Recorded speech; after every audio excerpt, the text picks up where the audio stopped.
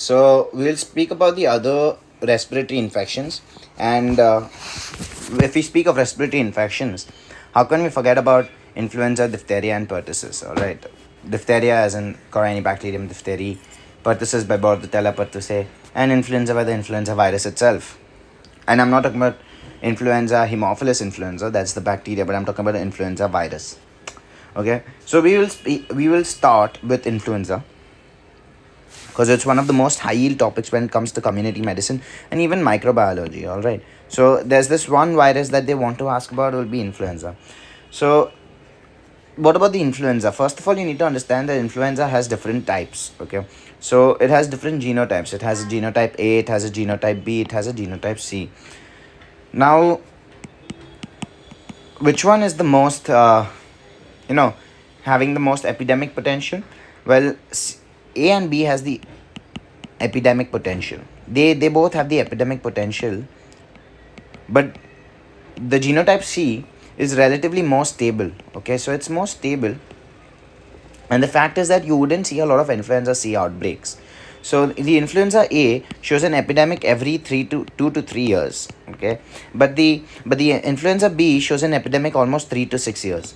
So let's say if there's the last influenza had been in 2009 probably, so another influenza would outbreak could occur in another 2 to 3 years or 3 to 6 years and stuff like that, and so on and so forth, depending on how much of the antigenic shift has occurred. Okay, there are two things: antigenic drift, antigenic shift.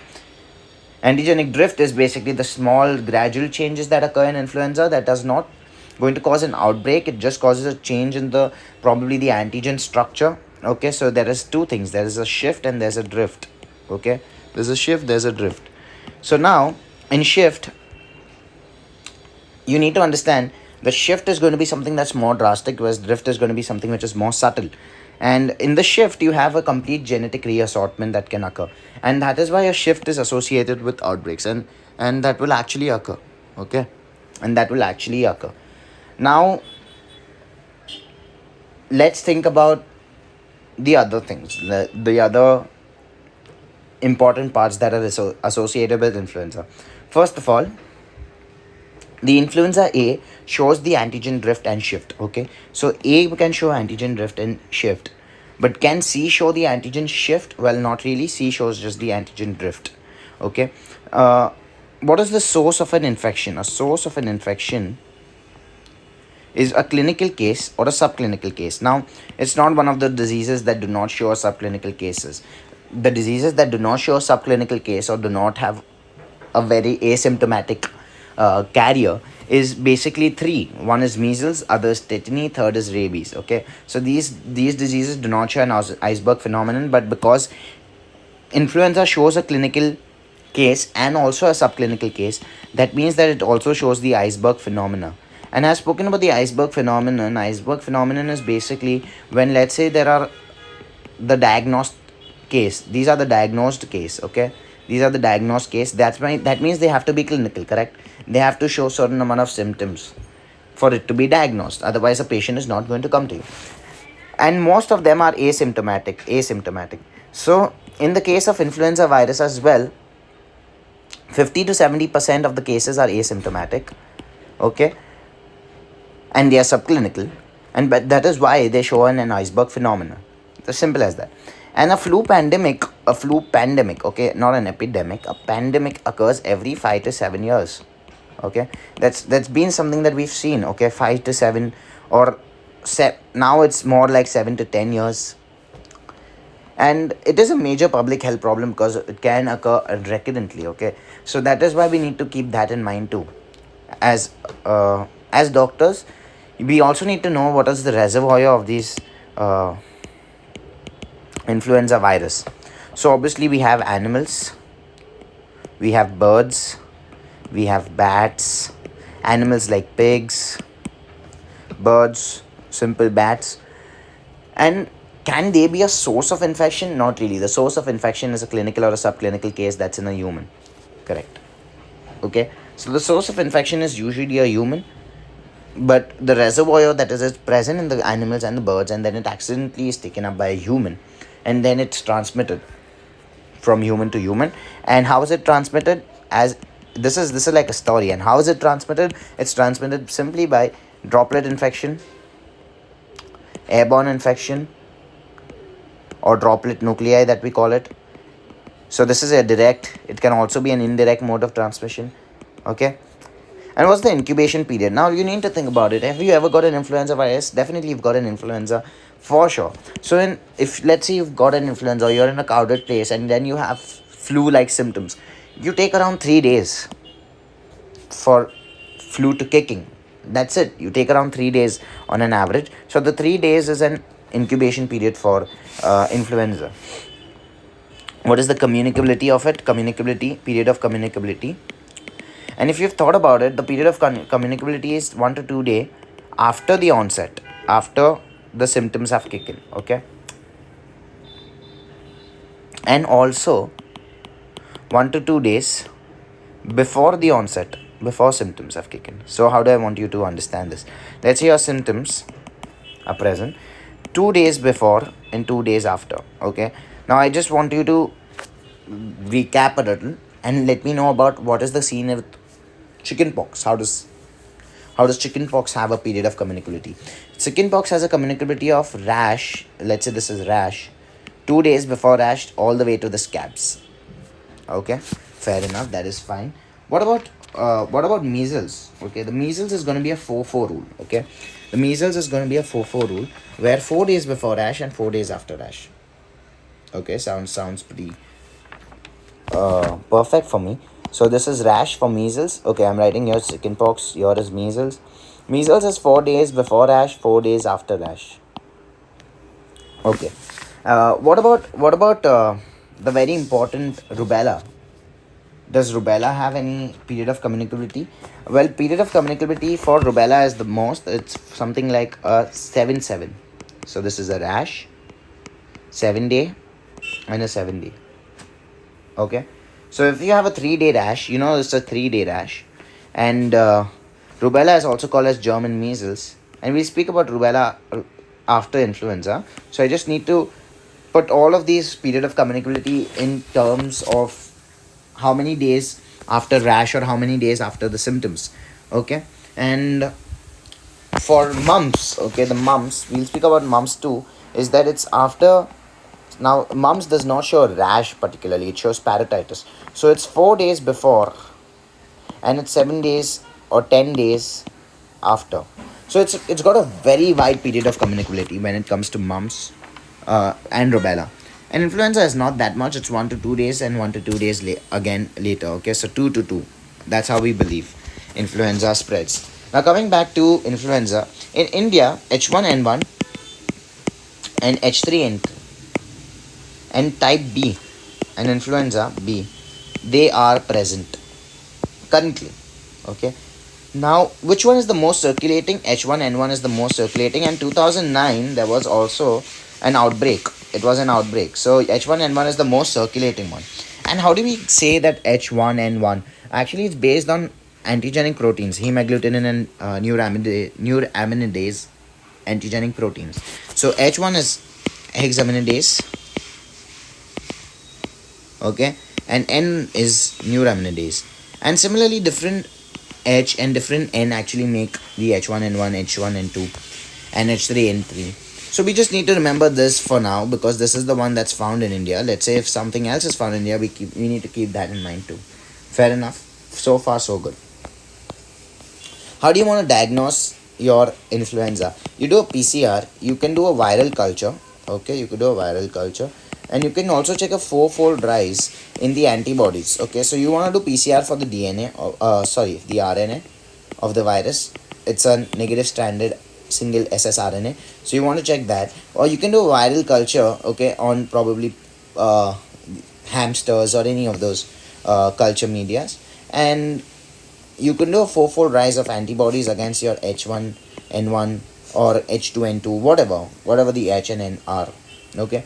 So you can do that. Mostly you'll check for H1N1 because that's the most common, most circulating virus in India. So that's why I've written H1N1. What is the features of the clinical features? The clinical features, okay, is going to be simple. You're going to have cough, fever, flu-like chills, aches, Simple as that. And this is going to be for around 1 to 5 days. It's going to be for 70 tops. Okay, the complication is going to be otitis, bronchitis, pneumonia. How can it lead to pneumonia? It basically slows down the action of the villi. It kind of paralyzes the villi, sorry, not the villi, the cilia, and it actually increases the chance of a bacterial infection. So it can be pneumonia, it can be bronchitis, it can be otitis, any one of those. Okay, it can be pneumonia, bronchitis, or pneumonia. Now, the specific features that are associated with influenza is the secondary attack rate.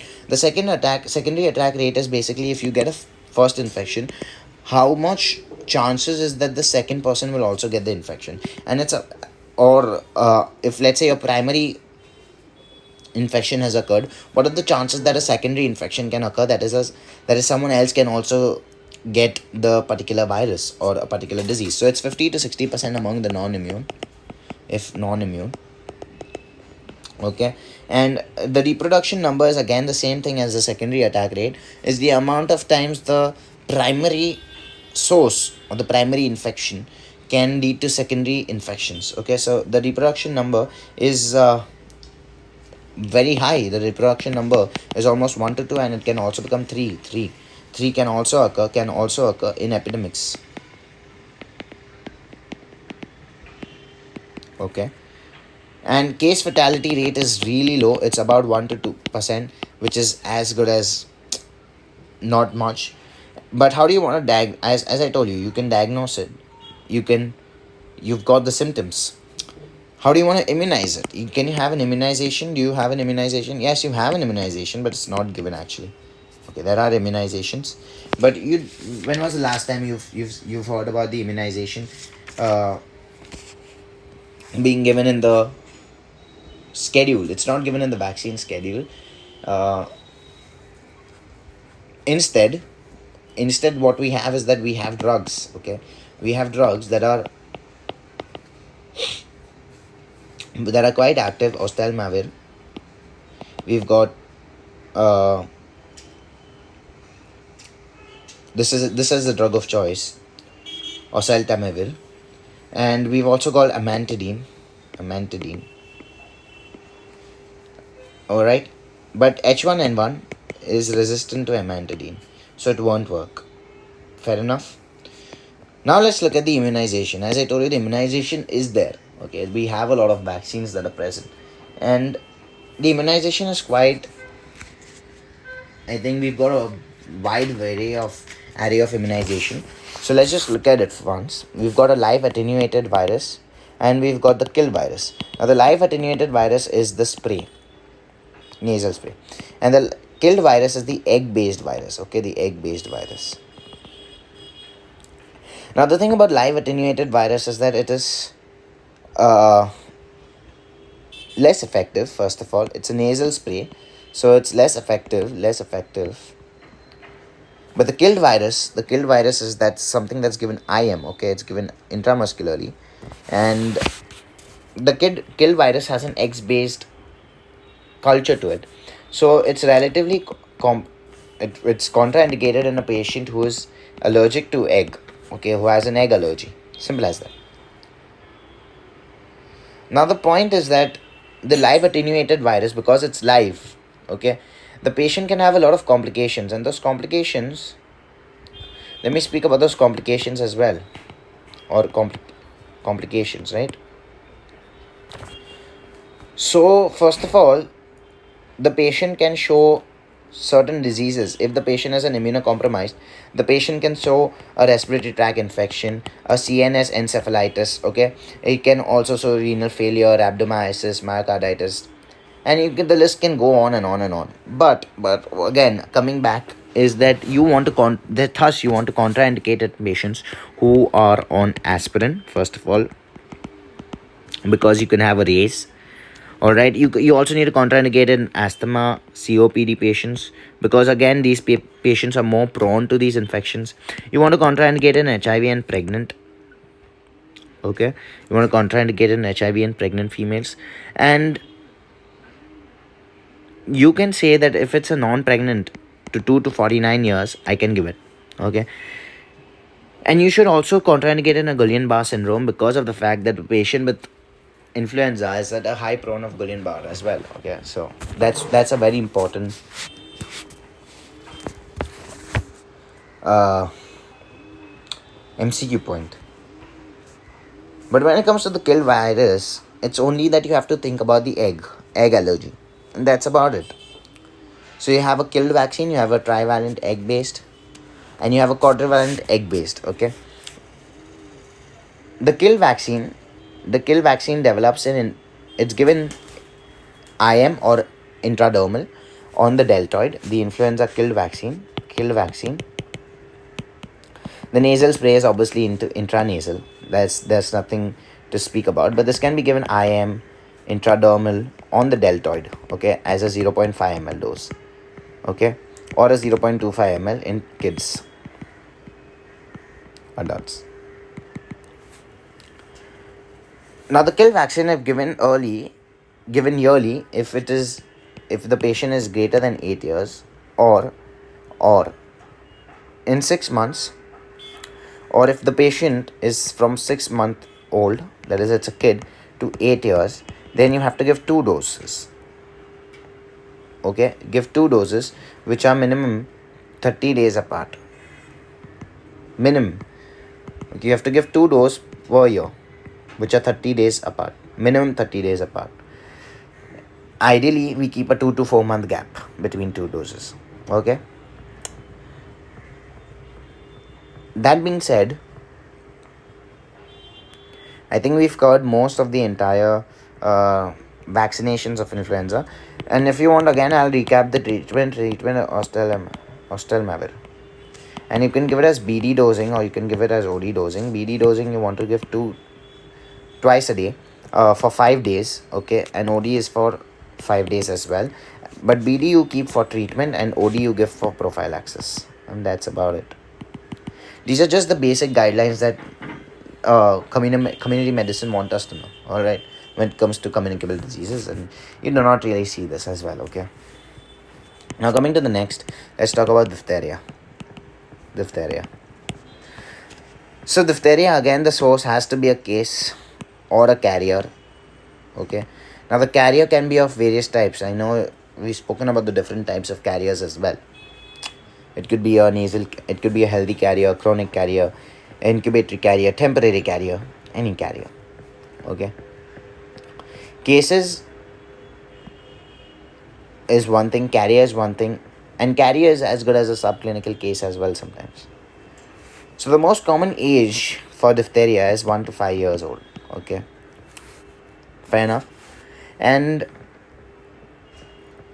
if the mother is immune, it is because if the mother is immune, the child also does not suffer diphtheria for around 1 year because of the fact that he has the mother's immune antibodies. Okay, so that's one thing that we need to remember.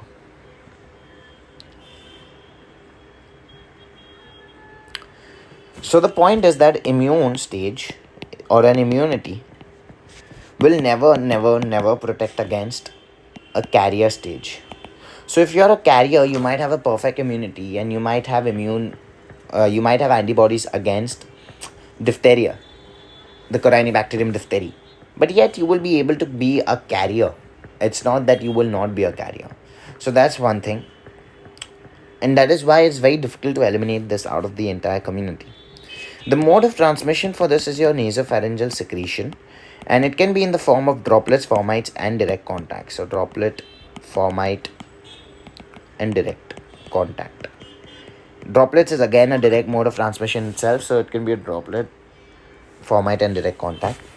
And the incubation period for diphtheria, I am pretty sure most of us haven't had a diphtheria because we've all gotten diphtheria vaccine. Okay, we do get the DPT vaccines, as we all know. And here the immunization is going to get very easy because you studied about the entire immunization. So I just want to get completely done with the entire symptoms and the incubation part of it.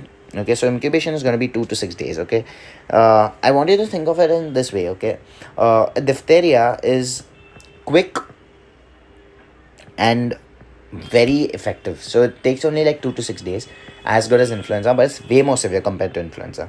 And if it is untreated, okay,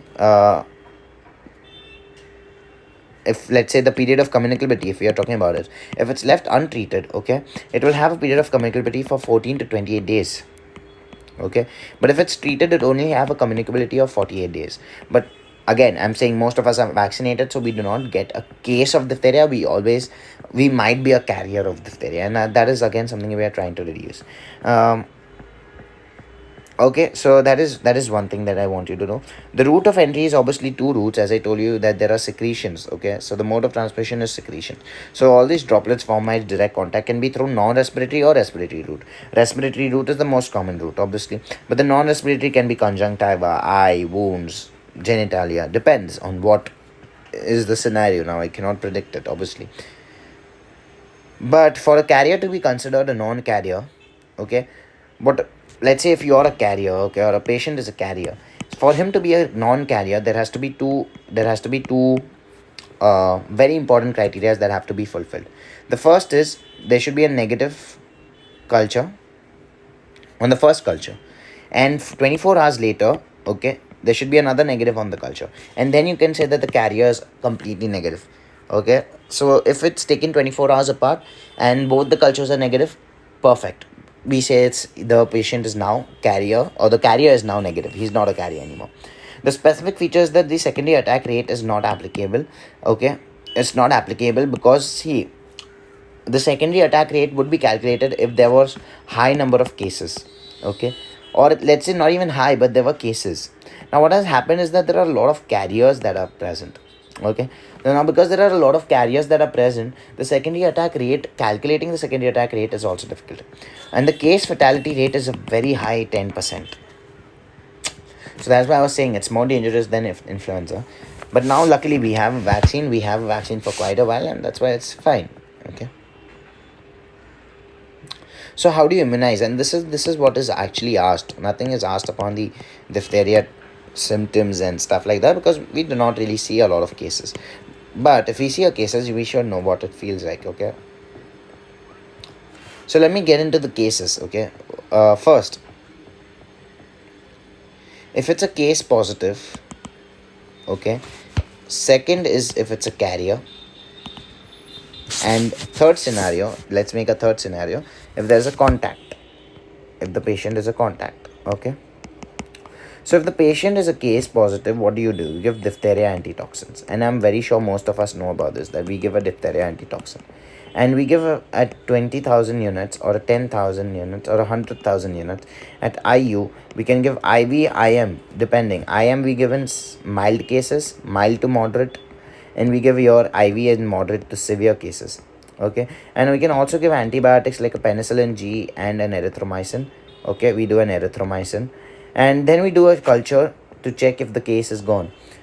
If the patient is not vaccinated, okay, now let's say you have been treated and the patient is in a convalescent stage, that is, he is almost being treated. Now the pathogenesis of the disease has come down and he is in the phase where he is recovering, okay, convalescent phase. Then you give an vaccine, and we'll see the entire vaccine dosage. So I just want you to know, if if it is a case, how do you want to manage it? You give a diphtheria antitoxin, you give him on penicillin G, erythromycin, you make sure he's on erythromycin. You also can give clarithromycin to decrease the antitoxin secretion, and that is about it. Then you wait and you do cultures and you check if the patient is responding or not.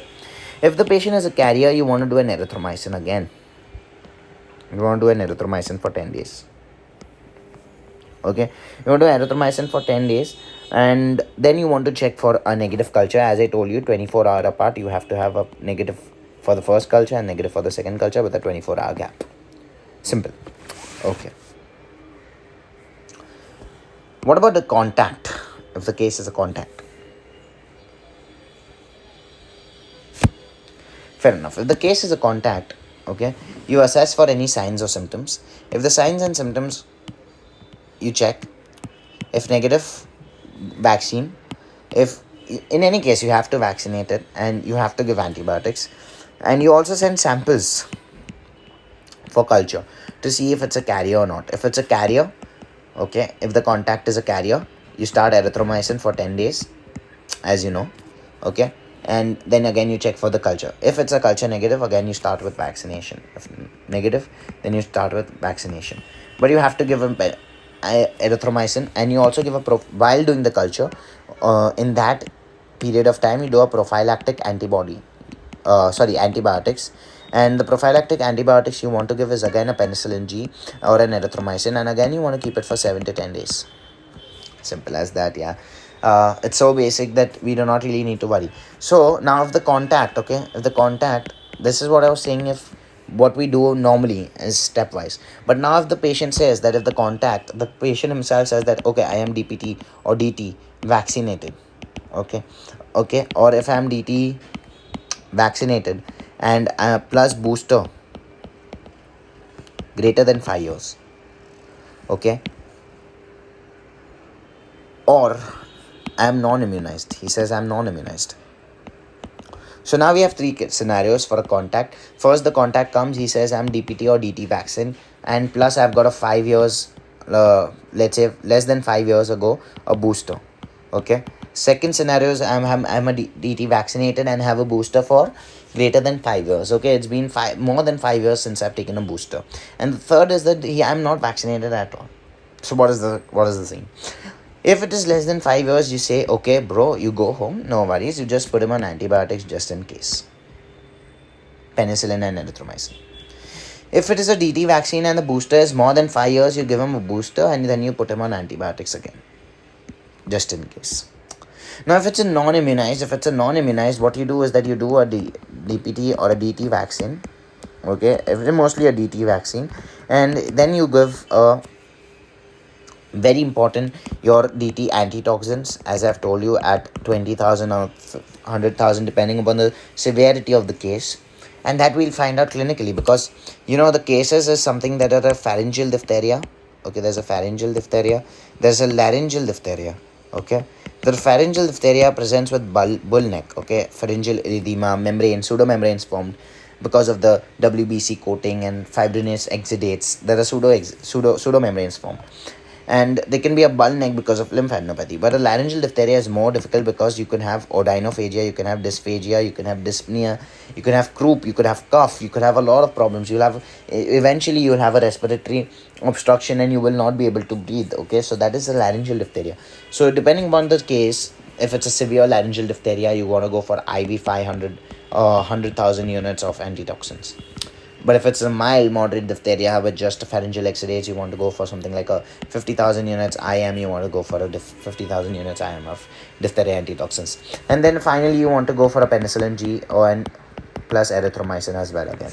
So this is the normal method of, the normal way that we go about, okay, when it comes to diphtheria toxin. Okay, now the diphtheria toxin, why do we need an antitoxin come to the diphtheria toxin? The diphtheria toxin is actually an AB toxin. Okay, it's a very important toxin, and this diphtheria toxin is phage mediated. Okay, it's phage mediated, very important. It comes as an MCQ. That is it a phage mediated? Yes, it's a phage mediated, and it's against MAN, myocarditis, adrenal and nerves. So therefore you can also have paralysis of the lower extremity of the upper extremities of the palate, of the eye, depending upon where it is being contracted as well. You can also have a cutaneous diphtheria, and remember that the cutaneous diphtheria is not toxin mediated, and this comes as an MCQ, not toxin mediated. So it's just the cutaneous diphtheria, and a lot of cases of cutaneous diphtheria are actually increasing because now we've got diphtheria toxoids. We've got a vaccine against the diphtheria toxoids, correct? So that is about it. Okay, now let's talk about the immunization schedule. Okay, how do we give it? Do we give it as DPT? Do we give it as a pentavalent vaccine? Now we give it as a pentavalent vaccine. Okay, we give it as a pentavalent vaccine, and important to note is that, let's say a patient comes to you. Okay, there's a patient, all right, and the patient says, there's a patient who is a positive diphtheria toxoid. He's a positive case of diphtheria. We spoke about how we would manage a case, correct? Okay, we give diphtheria antitoxins and stuff like that, antibiotics, and then we do a vaccine. So now let's look how we get the vaccination done. Okay, So let me just get it out here. If it's a positive case of diphtheria toxoid, first of all, you want to start the patient on diphtheria antitoxins. And depending on the severity, as I told you, 50,000 to 100,000, you want to start him on antibiotics. And now you want to check on his vaccination schedule. Okay, you want to check the vaccination schedule. If the status is unknown,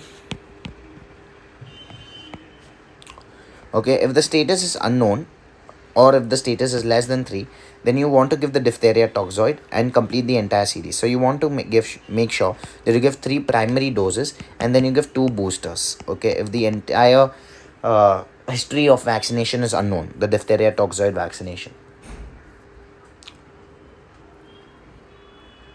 Now let's say if there are 3 doses that have been taken or more, and the last dose, okay, was less than 5 years ago. So you do not need to do anything. Okay, if the 3 doses or more have been taken and last dose is 5 years ago, you might not need to vaccinate. But let's say if the last dose is more than 5 years ago, okay, now let's change the sign and make it more than 5 years ago. So then you just need to give one single booster. As we spoke in the carrier case, okay, if you remember, we spoke in the carrier case that if the diphtheria vaccine is given and less than 5 years ago, a booster has been given. So you just want to tell him to go home. You do not need to worry about anything. You can just go home and there's no stress. Similarly, we spoke that if diphtheria vaccine is given and a booster has been taken more than 5 years ago, so you give a booster. And the same concept we are using here. If the 3 doses have been given and the last dose has been given for more than 5 years ago, you just give one booster and let him go. Okay, give a single booster dose. Fair enough.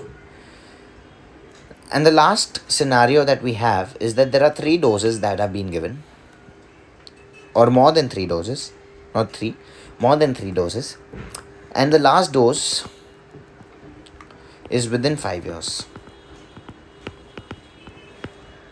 So that means that you've been taken a 3 dose, you've taken 3 doses, the patient has taken 3 doses, 1, 2, 3, okay, and 4.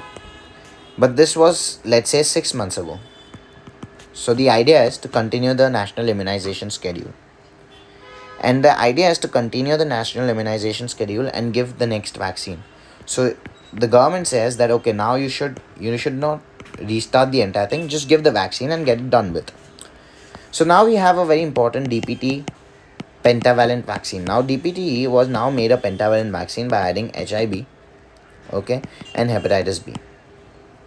You can combine all of these vaccines because they are safe. So what you do is that you give a 0.5 ml, as I always tell you, IM, left anterolateral thigh. Most of the cases you want to do that.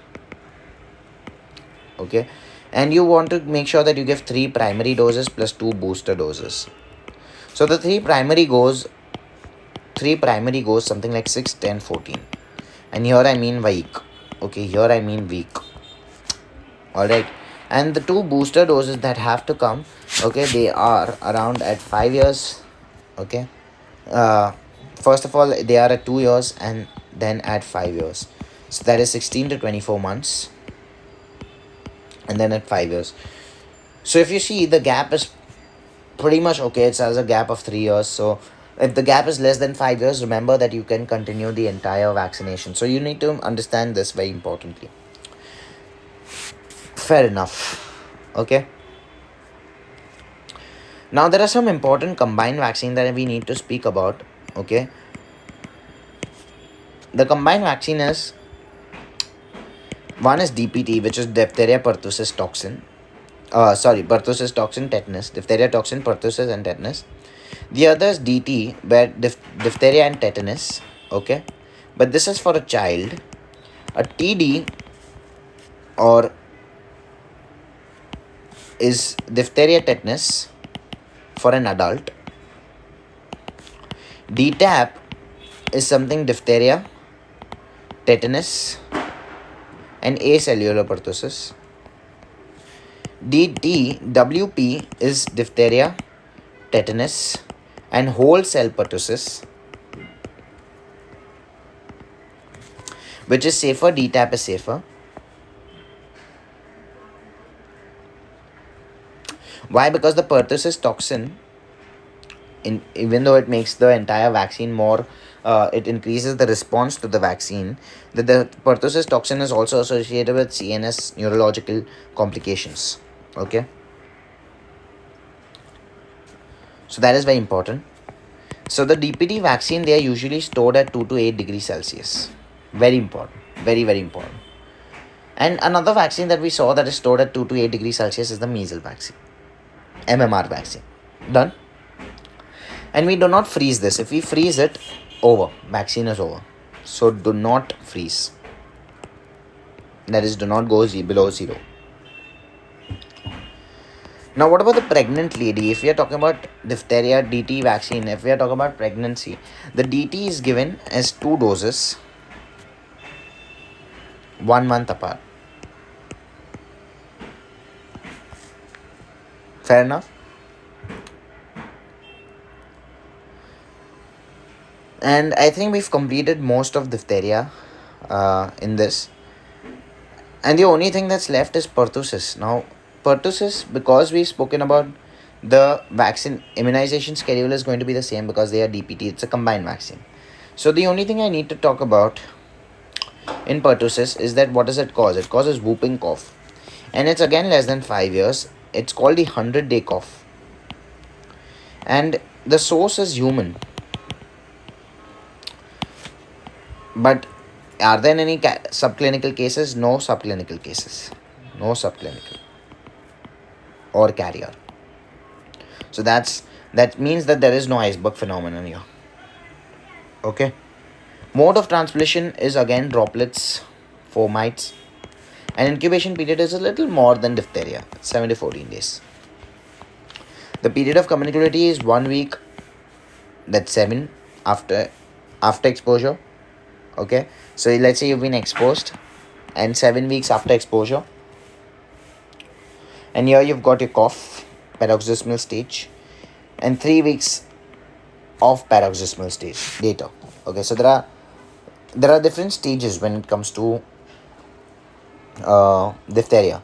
So first is the catarrhal stage, where you're going to have coryza, lacrimation, malaise, cough, etc.